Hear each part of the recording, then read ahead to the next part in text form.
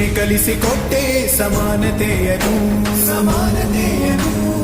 ಏಕತೆಯನು ರಾಷ್ಟ್ರ ಸಂವಿಧಾನಕ್ಕೆ ನೀನೆ ಶಿಲ್ಪಿಯು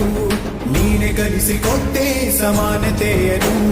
ನಿನ್ನ ಲೇಖನಿಯ ಬರಹ ದೇಶ ಖರ್ಚನೆ ಒಂದು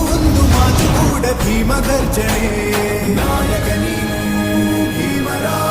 ಮಹಾನಾಯಕ ನೀನು ಭೀಮರ ನಾಯಕ ನೀನು